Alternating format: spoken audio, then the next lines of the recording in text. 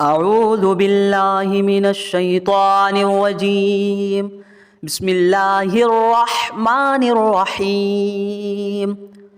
إذا وقعت الواقعة ليس لوقعتها كاذبة خافضة رافعة إذا رجت الأرض رجا وبست الجبال بسا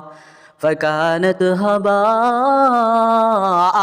منبثا وكنتم أزواجا ثلاثا فأصحاب الميمنة ما أصحاب الميمنة وأصحاب المشأمة ما أصحاب المشأمة والسابقون السابقون أولئك المقربون في جنات النعيم ثلة من الأولين وقليل من الآخرين على سرر موزونة متكئين عليها متقابلين يطوف عليهم ولدان مخلدون بأكواب وأباريق وكأس من معين لا يصدعون عنها ولا ينزفون وفاكهة مما يتخيرون ولحم طير مما يشتهون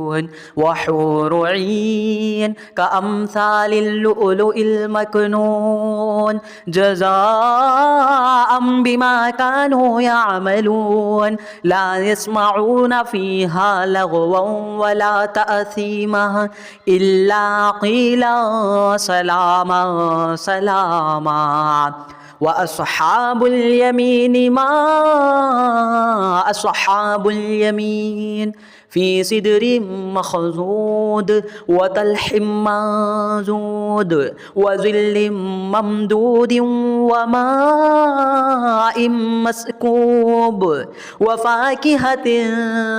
كثيرة لا مقطوعة ولا ممنوعة وفرش مرفوعة إنا أنشأناهن إن شاء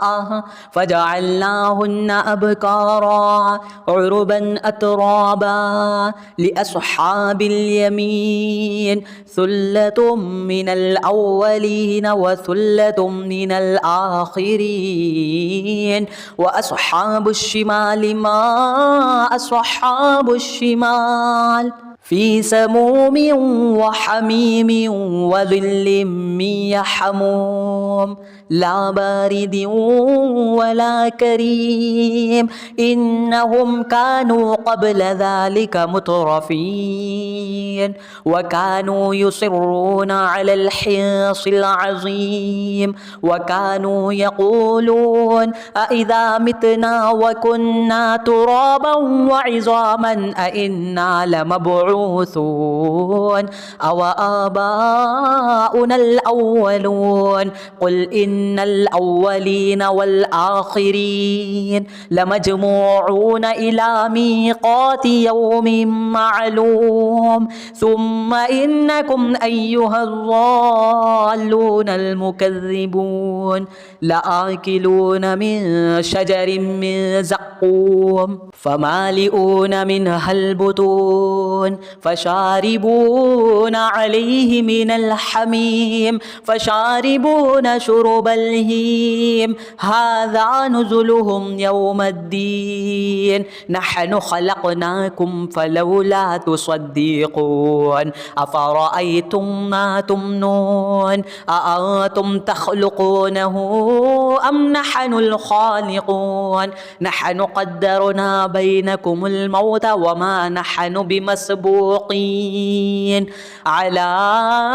أن نبدل أمثالكم وننشئكم فيما لا تعلمون ولقد علمتم النشأة الأولى فلولا تذكرون أفرأيتم ما تحرثون أأنتم تزرعونه أم نحن الزارعون لو نشاء لجعلناه حطاما فظلتم تفكهون إنا لمغرمون بل نحن محرومون أفرأيتم الماء الذي تشربون أأنتم أنزلتموه من المزن أم نحن المنزلون لو نشاء جعلناه أجاجا فلولا تشكرون أفرأيتم النار التي تورون أأنتم أنشأتم شجرتها أم نحن المنشئون نحن جعلناها تذكرة ومتاعا للمقوين فسبح باسم ربك العظيم فلا أقسم بمواقع النجوم وإنه لقسم لو تعلمون عظيم إنه لقرآن كريم في كتاب مكنون لا يمسه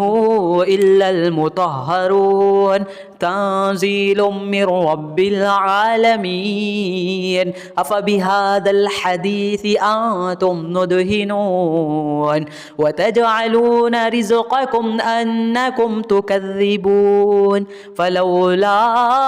إذا بلغت الحلقوم وأنتم حينئذ